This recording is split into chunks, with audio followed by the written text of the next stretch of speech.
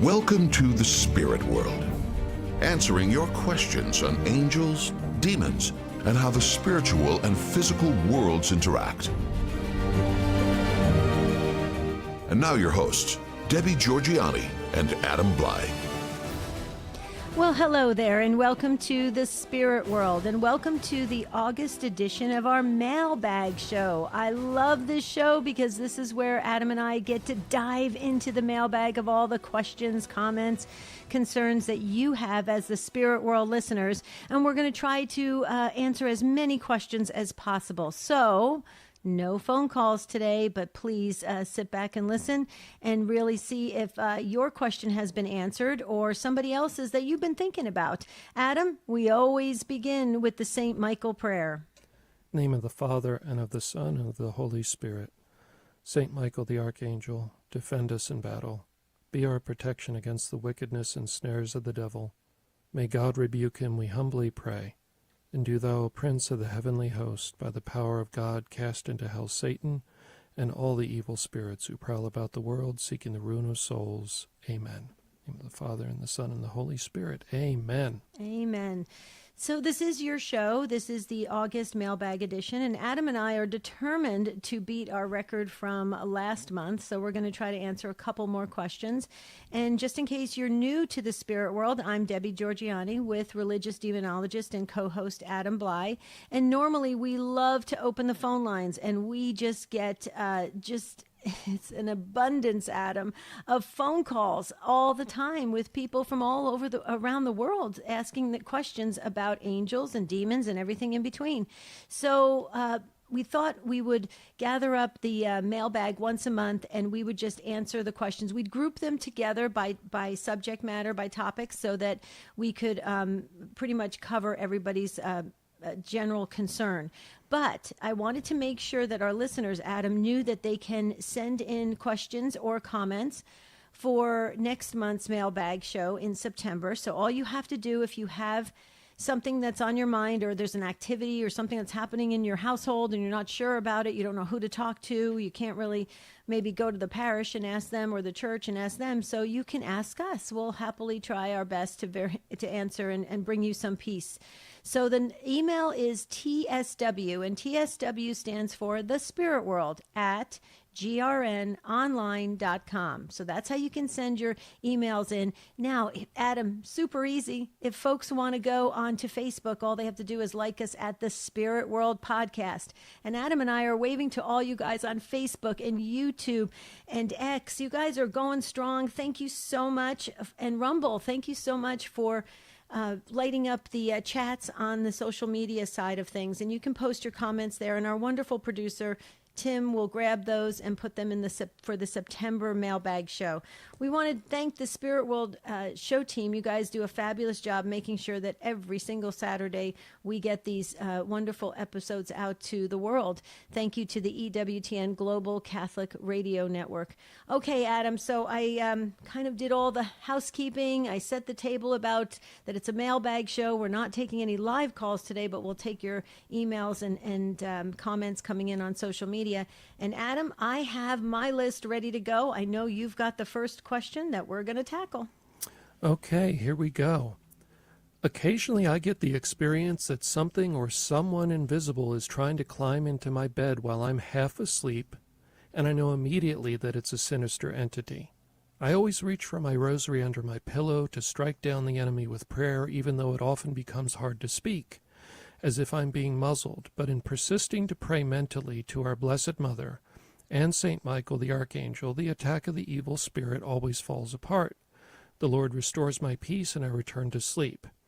I'm active in my own media apostolate, occasional speaking engagements, writing about the Catholic faith, producing religious art, and evangelizing. It seems the more active I am in the work of God's mission, the more party tricks I'm being subject to. I'm not afraid, but I also don't want to be drawn into complacency and pride. Your thoughts and advice will be greatly appreciated. Thanks, and God bless your ministry. Okay. Well, this one, Deb, we have talked about sleep paralysis a number of times, and that's one of the possibilities here. This one is, I think, a common experience for people. You know, when I've been speaking to large groups of people, if you ask how many of you have had the experience of kind of waking up and being paralyzed for a few seconds or what seems like a minute, usually about 3/4 of the room will raise their hand that it's happened at least once in their life. Now, there's a few clues here that make me think sleep paralysis. And I'm not saying it can't be spiritual, but we need to start with the more common, kind of mundane hypotheses first. So we see that they are half asleep, number one, so there's a clue. And sleep paralysis can happen as you're entering sleep or as you're coming out of it. They reach for the rosary to strike down the enemy. Becomes hard to speak. So they're able to move their hand and reach for the rosary, but it's hard to speak. That sounds to me like when we sleep, by the way, what I mean by sleep paralysis is the brain kind of shuts off the motor system while we sleep because the brain can't tell between sleep and awake in terms of dreaming. So if you were running in your dream, your legs would be moving in the bed. So when we're fully asleep, our motor system is completely shut off. It sounds like the person was in the process of waking up. The motor system was working a little bit. They reached for the rosary, but they had trouble speaking. And that is typical with sleep paralysis, except in full sleep paralysis, you can't speak at all because you're paralyzed basically from the nose down. That's how sleep paralysis works. When they pray, the thing that's probably happening here is over 5, 10, 15 seconds, the brain finishes waking up, and then they're able to move and basically, get reoriented and then go back to sleep. So yes, prayer helps, it works, but also the brain is naturally kind of coming online and they're fully waking up, and so they're then able to kind of, settle down, get reoriented, and then go back to sleep. This is such a common experience, Deb, in the world, and so many people I've met have this nagging worry their entire lives that one time I woke up and I was paralyzed and I felt a negative presence in the room. I think it was a demon, and I've always wondered about that. I've heard that from many folks because it's a scary experience. And that other piece, Deb, the saying they were sure that there was an evil presence to it, that's really common with sleep paralysis. Partly because you're partly paralyzed or fully paralyzed, which is scary, and you're usually dreaming or half dreaming, and so it often becomes a negative dream. So all that being said, the final piece that makes me, lean towards sleep paralysis with this story is that it's when they're really active, they're pushing themselves, they're doing more in ministry, maybe they're traveling, maybe they're, maybe their schedule's a little challenging, and sleep disorders like sleep paralysis get worse when we're under stress. So all this makes me think, I would say lean towards that, and basically let it go and don't worry about it. Now, again, that all being said, there are cases where the demonic does come and harass people in their sleep, but typically different things happen than this. What are your thoughts, Deb? Well, I found this email interesting because the gentleman, and we're keeping all the names private just because we're combining messages that have come in. So we just want to respect everybody's privacy in this area. But if you're listening right now, this gentleman who signed "Your Brother in Christ," which I think was so sweet of a closing of the email, talks about being more active in ministry. And Adam, there is a connection, I believe, when we are doing more for the Lord. It's not that it becomes more, well, it can become more difficult, actually. There's a lot of resistance from the other side, ways to kind of get us off focus, off the mark, and really tired and discouraged. How much of that could be playing into this as well? It's very possible. Of course, we can't tell for sure. Just from reading this story, I can tell you that a lot of the pieces here fit with sleep paralysis. But that being said, I've been talking with people that are under really extraordinary demonic attack, and this kind of thing happens to them also in addition to that. So, waking up and seeing something scary in the room, feeling like you're being held down, that kind of thing. I'm just encouraging the folks listening out there that if you've had an experience of being kind of paralyzed, or you can open your eyes but you can't move, don't necessarily get really fearful assuming it's a demon. It can be sleep paralysis. And yeah, you're right, Deb. People that are moving towards working more and more for God, the enemy is going to try to, interrupt your sleep or harass you in some way in life. But again, that's if Jesus allows it. So he allows a period of testing, usually as you do more and more ministry work. But we shouldn't, we typically don't see that he allows that to be an ongoing thing unless somebody is dabbling in the occult or, Right. interacting with the demonic. Right. But I do think it's a smart move that he does reach for the prayers and the rosary. yeah. And I think that should be for all of us. I know a lot of folks now go to sleep with the rosary in hand, and that's a beautiful thing. Or they have holy water near their bed, or they have prayer cards stuck underneath the mattresses. I mean, and that's to really just keep us in a very peaceful, calm place as we are drifting off to sleep. What do you think about all that? Oh, definitely. I mean, that's good regardless. And we've mentioned this before, but let me just give out this tip. If you're having nightmares that you suspect may be spiritual, like, being caused by an evil spirit, you can take holy water right before you lay down to go to sleep. Wet your palms lightly with it. Doesn't take much. Just dampen your palms, pat your hands, and then pat your whole head down, pat your closed eyes, your ears, right before you lay down to sleep. And that almost always, at least so far in all these years, it stops demonic nightmares on a dime for that night. So you need to do it each time you go to sleep. So that's just a tip you can use. But absolutely, have holy things around you. Go to sleep holding the rosary. A lot of healings have happened when people go to sleep with relics, in their pocket or pinned to their shirt or something like that. That's when a lot of healings have happened from relics, is sleeping in contact with them. So, yeah, absolutely. We want to bring holiness into our rest just like we do during the day. I think that is wonderful. And I have to tell you, Adam, a couple nights ago, I had a headache and I was getting ready to go to sleep. And I thought, Adam Bly would say, grab the holy water. And I did exactly what you just said. And I slept like a baby. It was amazing. So thank you for that spiritual tip there. Okay, you hear the music. When we come back, more of your questions on the August mailbag edition of The Spirit World.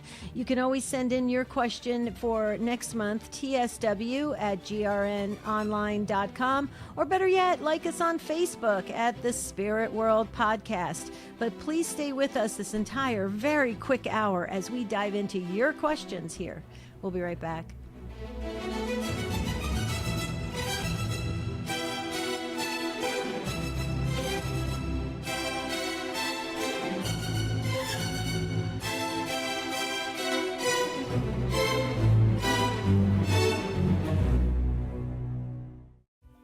Do you have some major decisions to make in your life? Are you feeling lost and alone, not sure what path to take? Life coaching just may be the right option for you. Whether it's to practice accountability or create a better plan that works for you in life, we are here to serve with Christ always at the center. God's plan is always the best for us. We just may not be able to see it right now. Let us help. Secure your absolutely free consultation today at standtalltoday.com. Unbelievers often reject religion because it sometimes causes conflict. They'll say, science will fly you to the moon, religion will fly you into buildings. Is this a rational basis for rejecting religion? The answer is no, and here's the reason. First, just because something causes conflict doesn't necessarily mean it's bad. For example, many wars have been fought over land. Does this mean we should do away with the right to private property? I don't think so. Second, the objection doesn't specify which religions cause war. It may belong to the essence of some religions to spread its message by the sword, and these we should reject, but it doesn't belong to all religions. So, to the question, should I reject religion because it causes conflict? The answer is no. I'm Carlo Broussard with the ready reason for Catholic Answers, Catholic.com.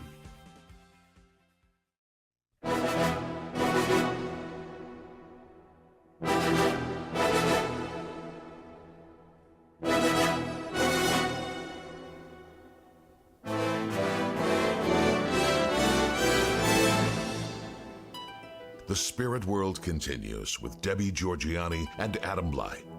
We're not taking live phone calls today. Please email your questions to tsw@grnonline.com. We're so glad you're with us on this mailbag edition of The Spirit World. I'm Debbie Georgianni with Adam Bly, and we are the co-hosts of this show that you're following every single weekend, and we are so grateful. The views just keep going higher and higher, and the amount of followers joining on Facebook keeps growing. The family's growing. We love that, and you're sending us so many beautiful comments about how you're learning and growing in the faith, and that's exactly why we started this show. So thank you, thank you, thank you, and thank you to all the affiliates that carry the show. You're doing great work doing that, and thank you to EWTN for carrying it across the network. But Adam, we're going to go back into the mailbag and grab another question. And this one comes in from one of our listeners that has a heritage that, you know, we get a lot of these comments, Adam, coming out of folks that grew up in Mexico. And so we want to really address this and get this to get this solved for everybody and bring clarity, because I know from being 100% Italian, Adam, that there were certain things that we did as Italians, and it's like, well, we've always done this. Grandma did this. Great grandma did this, and so you get very attached to the cultural side of things, and you feel like you're being disloyal if you go against what all of these wonderful relatives of yours have handed down through the generations.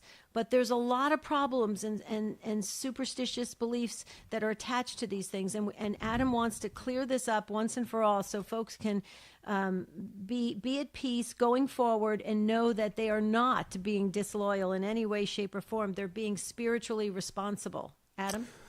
Yeah, Deb. So this one, you know, there's a lot of aspects to our discussion on this one, but let's go ahead and read it first. My mom would use a practice she learned as a child in Mexico, where she would get an egg and make the sign of the cross over the sick person's body while praying the Hail Mary, and I think Our Father and Glory Be.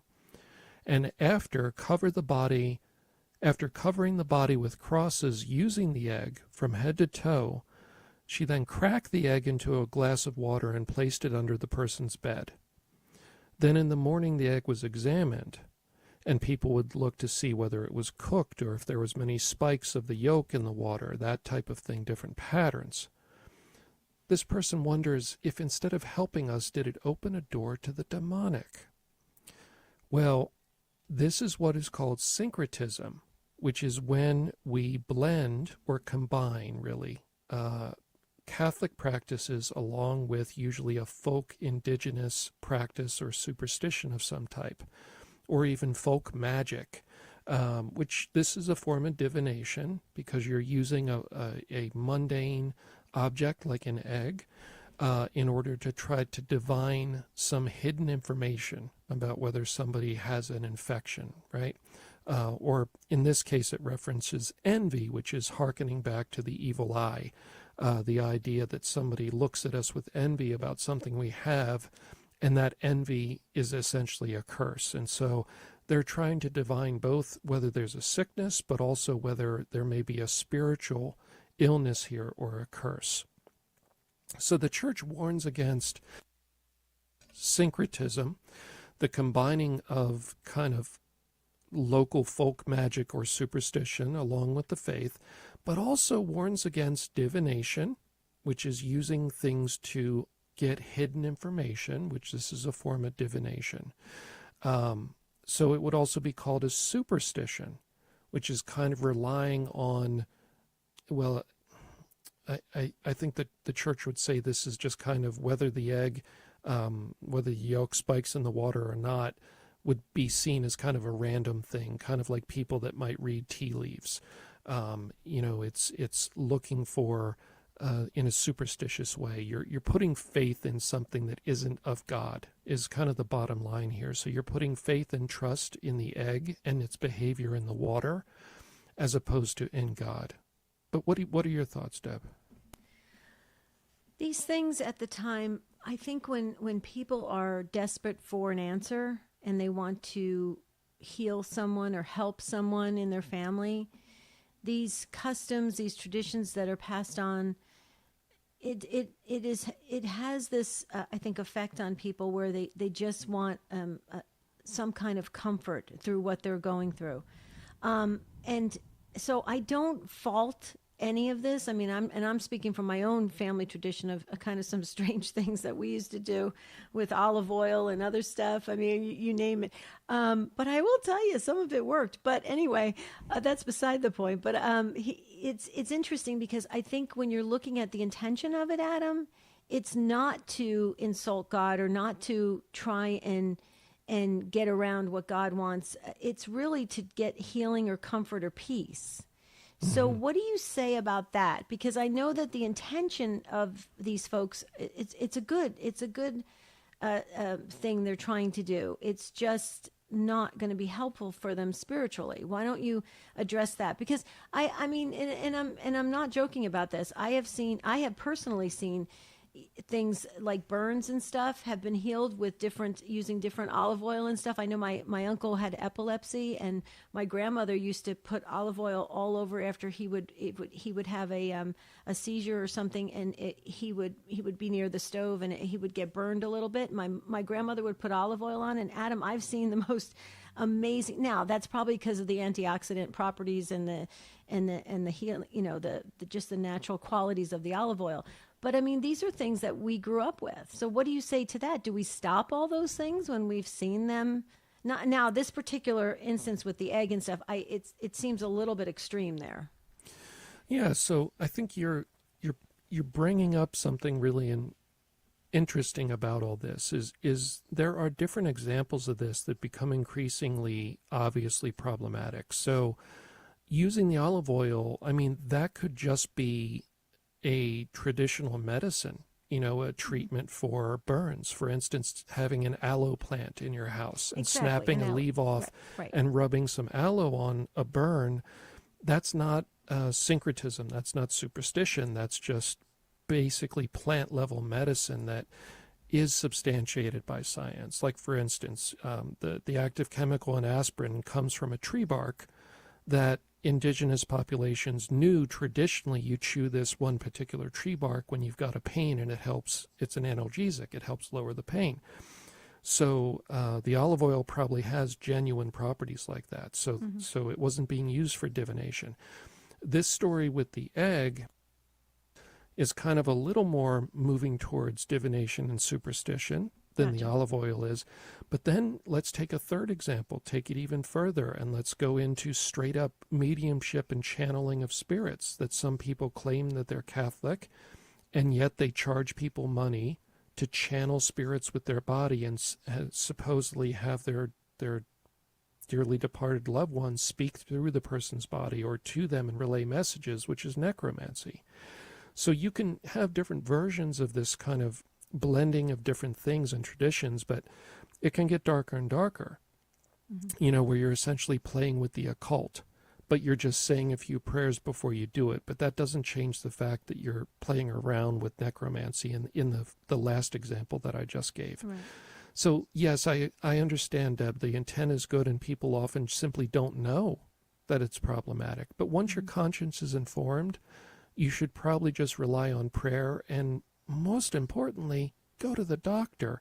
Rule out, the medical. Get something checked out. The church tells us to avail ourselves of medical science. Right. Common sense, right? Use some common sense there. But we're keeping all of the names anonymous, just because we're mixing everybody's emails together with the same under the same header of or under the same heading of the topic.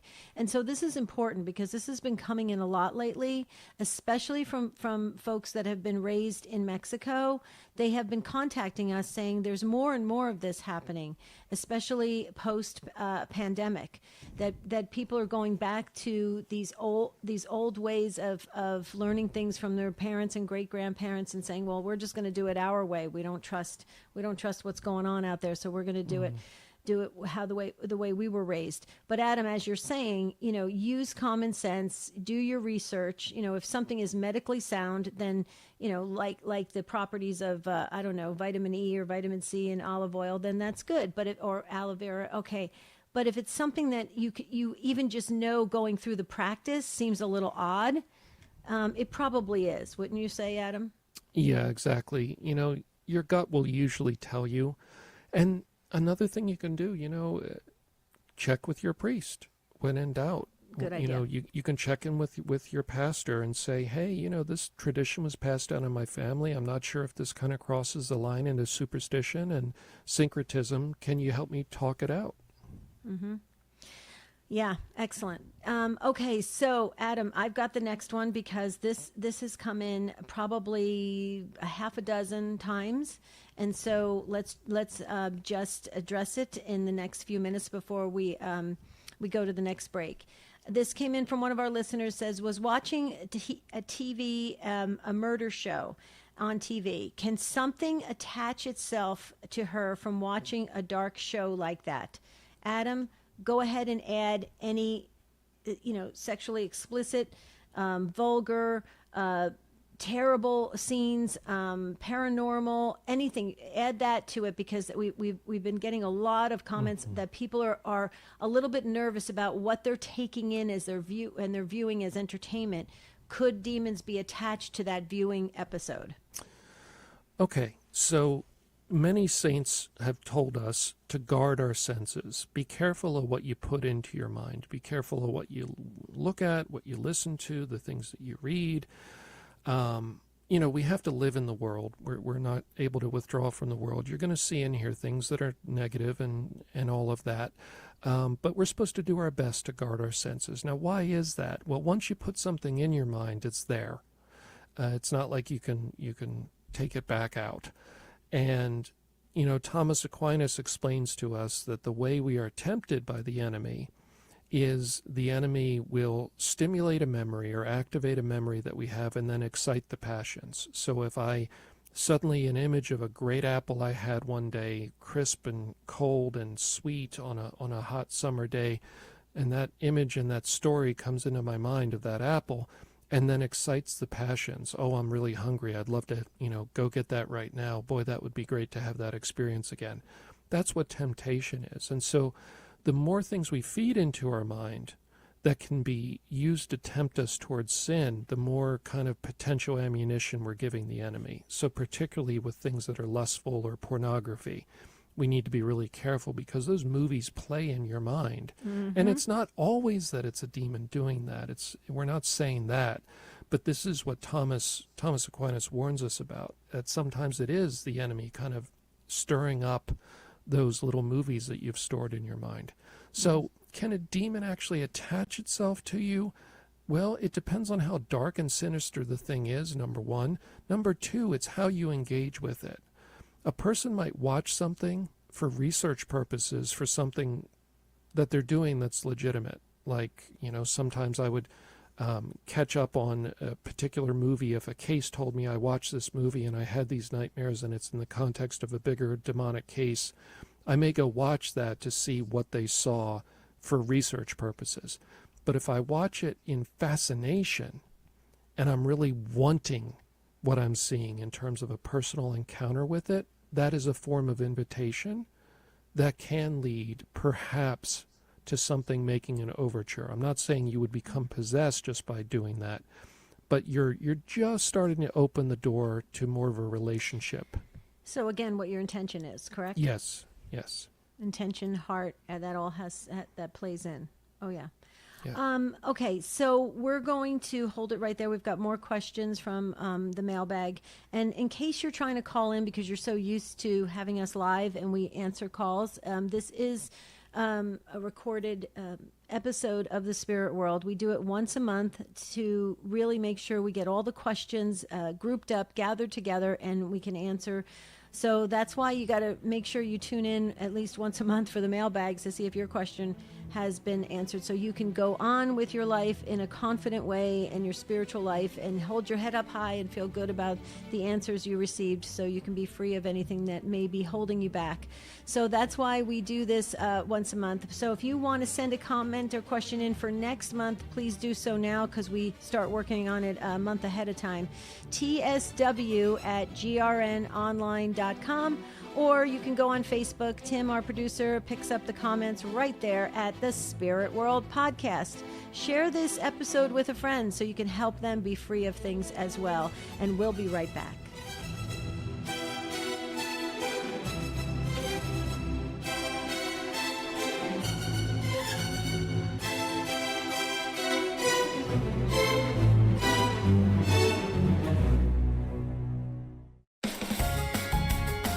This is a Messy Family Minute with Mike and Alicia Hernan. We talk a lot in our program about the messiness of life, but we thought we should take a moment to explain why it's important.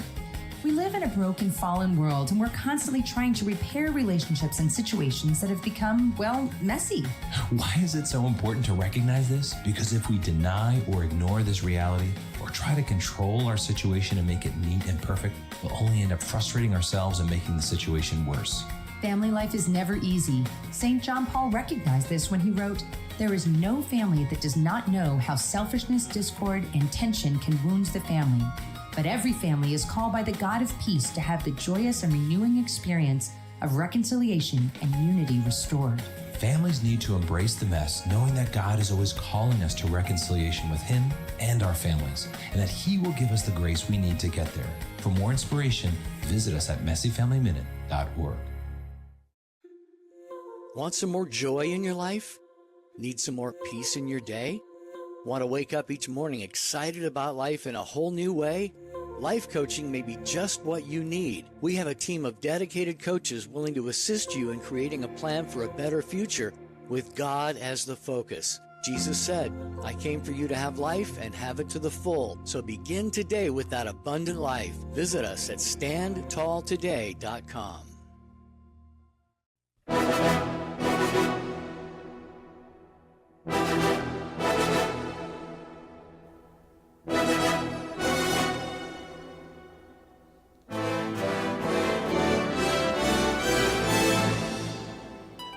The Spirit World continues with Debbie Georgianni and Adam Bly. We're not taking live phone calls today. Please email your questions to tsw@grnonline.com.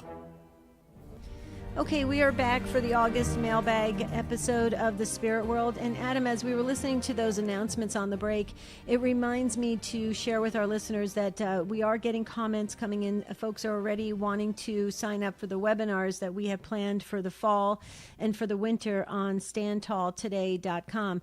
So please, we'll keep you up to speed on when these are coming out and how you can register, and we'll also do it on Facebook at the Spirit World Podcast.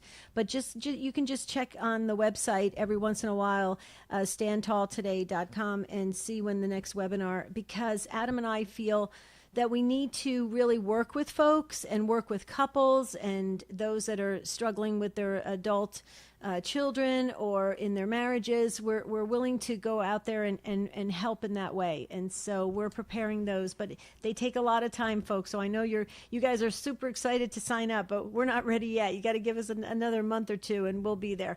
But we have this mailbag edition, and Adam, this next question that came in is very important, and it also goes along the lines of icons as well. And it's talking about Gregorian chant and whether something that you receive, if you buy, if you see a nice something online and you're thinking, oh, this is Gregorian chant, I love this, I heard about this on Catholic radio, and you go and purchase it, and then you find out that it is so different when you get it, because you look at the back cover of it, or you download it or something, and there's all these strange names, all these things that you don't recognize, and you're thinking, is this authentic or not? So why don't you share the question? And then I also want to attach icons to that as well, because the same thing is happening with iconography. Sure. So yeah, this is an interesting one. You know, it was I think it was in the 90s that Gregorian chant kind of was used by some people that blended kind of New Age almost a soft rock music with Gregorian chant, and it exploded into kind of a popular awareness, and it became very popular. And then a number of monasteries around the world produced and released some CDs of genuine Gregorian chant. So what do I mean by genuine? Well, Gregorian chant is kind of the standardized chant of the divine office or the daily prayers for monastics within the Catholic Church. And it was it was kind of standardized by Pope Gregory many centuries ago. And it includes things like the Psalms, readings from the Gospel, litanies, all in Latin is the traditional way that it's done. And it's sung, and it's typically sung by a group of religious singing kind of in one voice, sometimes with a soloist, but in addition to that. But it is a form of prayer. And when it first came to the public awareness, it was not really in the form of prayer. It was being used because it's interesting and otherworldly sounding and soothing, but just different. And it caused, some musicians to get a lot of attention for a number of years. Now, there's two ones that are problematic. One is when it's blended into just music of some type, like secular music of some type. And typically, what's being done there is not a prayerful chant from recording from religious who are actually praying it as they sing it, but it's typically a choir, a secular choir that is trying to reproduce Gregorian chant just for the making of an album. The second, I would say that's definitely not really going to give you the positive spiritual benefits of genuine prayed chant that you hear with Gregorian chant. The second one is when there's just a choir where they're singing the proper Gregorian chants, but they're not religious people. They're usually not Christian. They're a secular choir. They're doing it the same way they would sing Hello Dolly or any other musical piece. It is simply something that they're singing.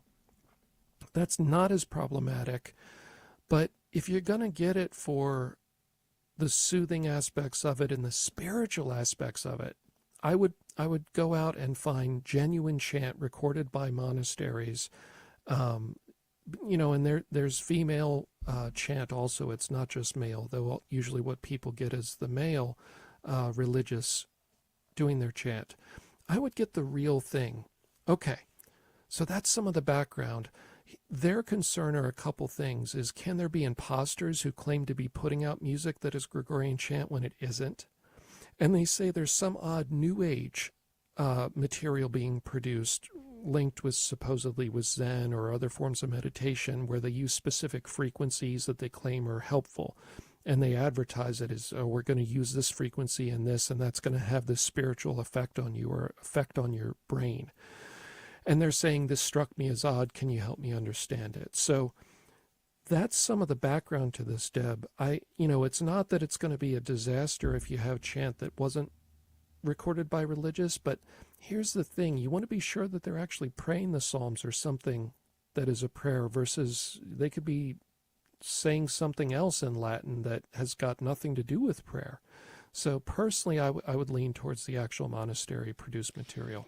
And the same goes for icons. When you purchase icons, make sure you go to a reputable a distributor and a monastery or cloistered nuns or something of that nature that you can trust. Because I will tell you, there are icons out there, same thing, and people are using those icons to get into a really deep prayer, meditation, and to focus. And some of these icons are being written by folks that have distanced themselves from the Catholic Church, and yet they're in a roundabout way, and I maybe borderline New Age. They're bringing that element in, And so that can be very, very, I think, problematic for somebody who's really trying to, set up a prayer table or some space, a prayer space in their home and fill it with very beautiful, blessed icons. And you have these coming from places that you don't know where this person's mind or heart is at. And then also, Adam, especially with icons, well, and even with music as well, people are putting a lot of effort and energy into it. They're writing the icons. So how do we know if they're not praying some odd prayer as they're producing this item? That could be dangerous too, correct? Yeah. I mean, icons, I think you need to be even more strict about, because they are a sacramental. They are a holy image that is meant to be used as a focus of prayer and meditating on the scriptures, meditating on the figure that they're presenting to you. And they generally, come bearing all of those graces. And ideally, you would have them blessed after you get them. Of course, you can't sell something that's blessed, so you buy the icon. You ideally ask your priest to bless that. But if it was produced by somebody, let's say in some other religious system that maybe doesn't like Christians, they may have had some bad intent behind it. Maybe they're against the figures that are being portrayed, but they're doing it to make money, etc.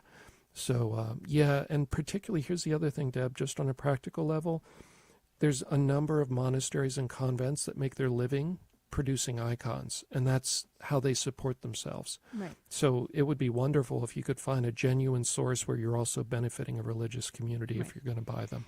And check out that religious community. Do your research. See who the fine folks are behind all these icons. So don't just purchase something because it looks good on the computer or it has the right words like monastery and stuff like that. Do your research, because I've done it many times. I've said, let me look at who's behind this, and I was pretty shocked at the people that are behind certain things, especially when it comes to Catholic items, especially. So it's important that we do put that extra effort in and do that good research there. Okay, we are going to take one more break, Adam, just so we can just get those final questions in. But when we come back, we're gonna clear up any misunderstanding about this, because one of our listeners was talking about seeing a light around sacred objects, and apparently they may have heard us say something or not. Let's just go over that again when we come back from this, because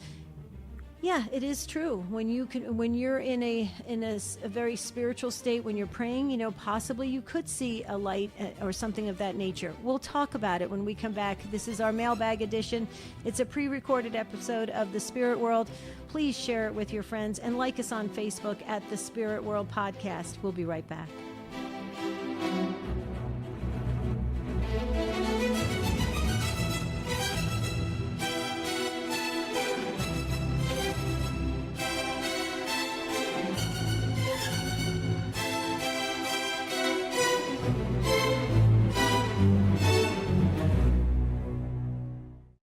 This is Life News Radio. I'm Jim Anderson. David DeLayden is the undercover journalist with the Center for Medical Progress who exposed abortion industry specimen collection, marketing, and sales. The latest releases, authorized by Congress, show the desperate need of prayer for abortion practitioners and others connected with the abortion industry. DeLayden explained to Congress last month how, while he was undercover, abortion practitioners would tear up while talking about their work. And DeLayden remains the scapegoat in abortion industry efforts as his attorneys make First Amendment appeals of roughly $25 million in judgments against him. A young woman has filed the first medical malpractice suit by a detransitioner against Planned Parenthood. The suit alleges irresponsible use of testosterone that led to mental health issues. She says a 30-minute consultation led her to make an irreversible decision to begin testosterone treatments. More cases are beginning to pop up around the country. This is Life News Radio. Persecution around the world has manifested itself through the centuries, but it is worse today than ever before. Aid to the Church in Need and its donors have been there to help since 1947, never abandoning the Church or her most vulnerable children. Will you stand up for your faith and accompany our brothers and sisters on their spiritual journey? Visit churchinneed.org. churchinneed.org. Assisted suicide critic Alex Schadenberg says the over 15,000 cases of arranged medical dying in Canada each year are being criticized in several new reports. There is new criticism of using MAID to allegedly treat eating disorders and also of Canada's growing numbers in suicide. One research study poses the question, does Canada's euthanasia law enable healthcare serial killers? For pro-life headlines delivered to your email address daily, sign up at lifenews.com. This has been Life News Radio.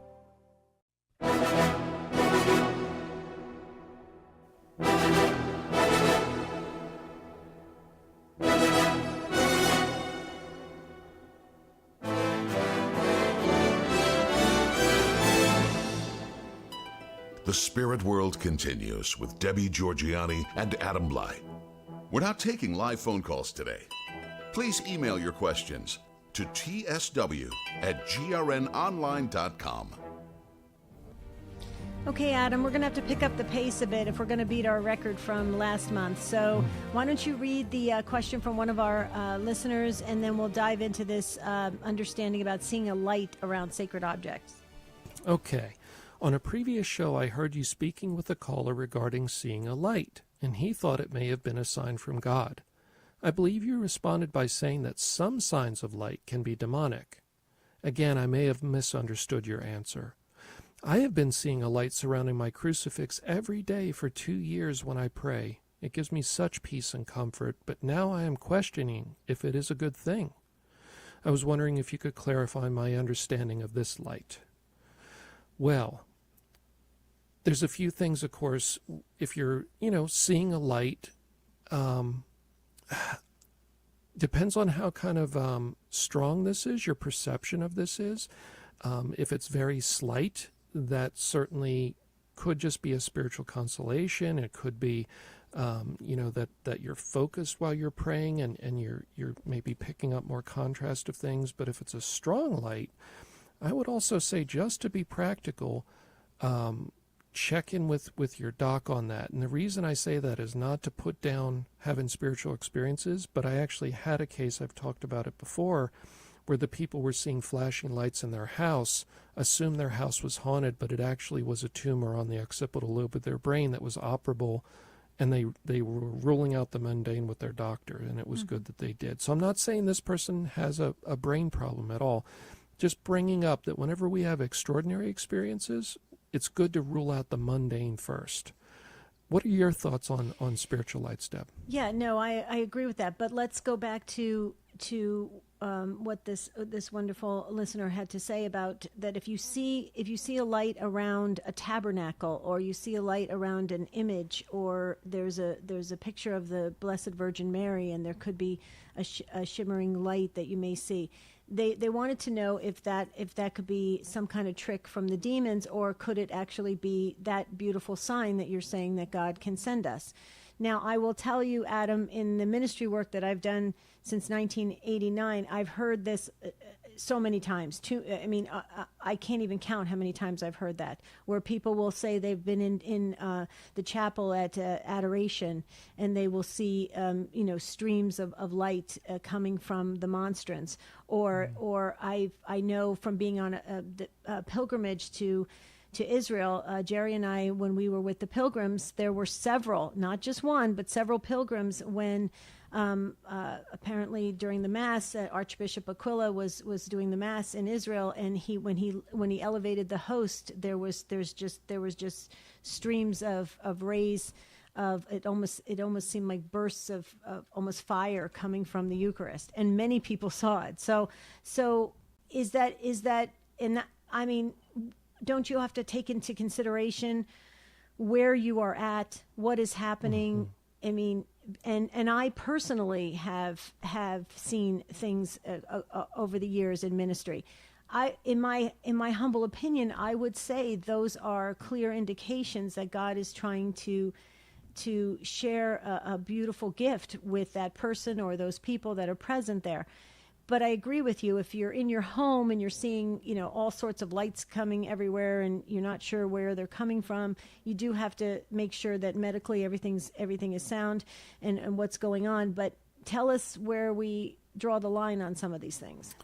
Yeah, so it's extremely unlikely to be demonic if it's around a tabernacle or the host or a holy image, that type of thing, for two reasons.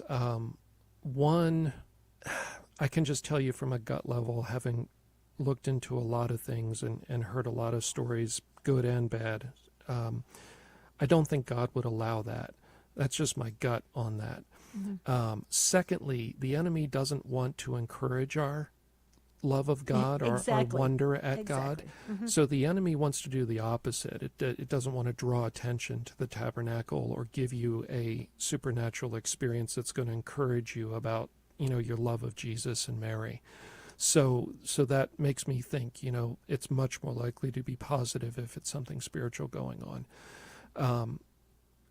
Well, and let me just share something. Let me jump in there.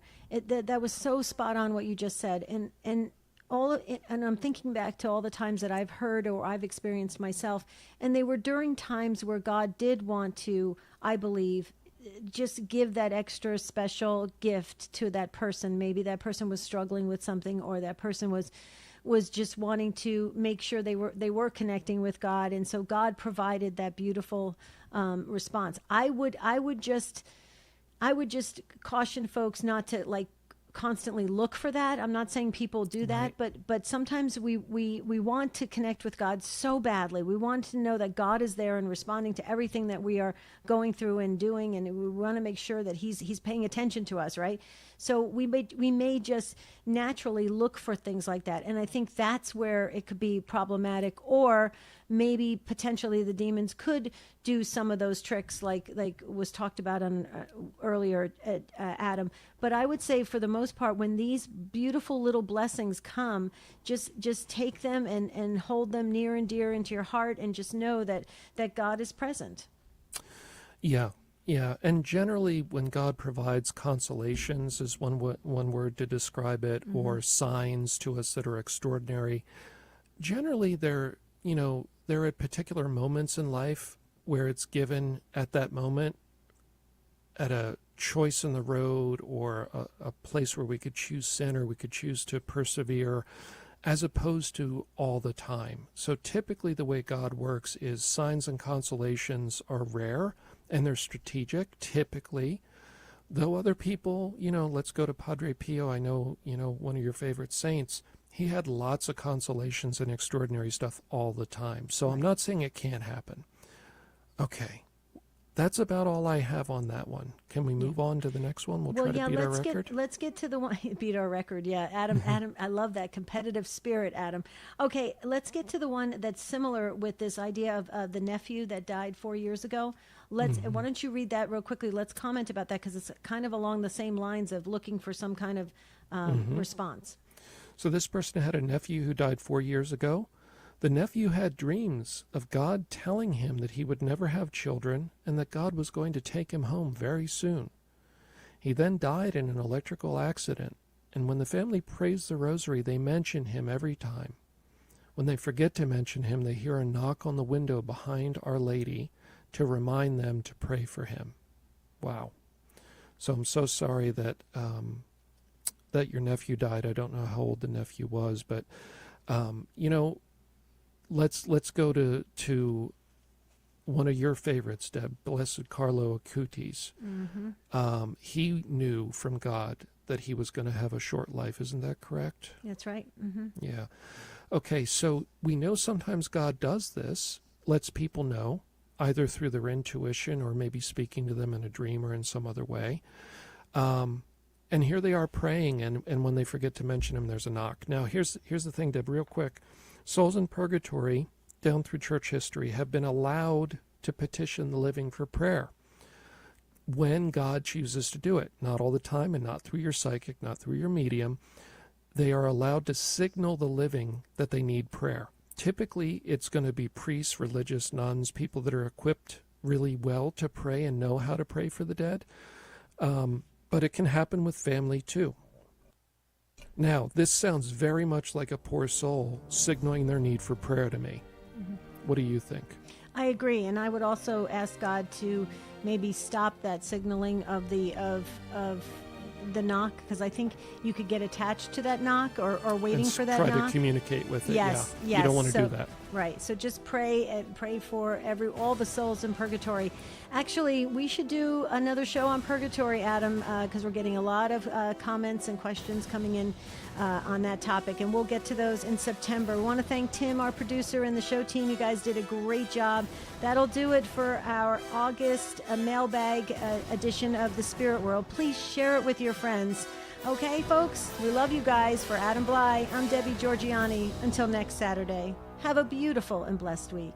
We'll see you real soon.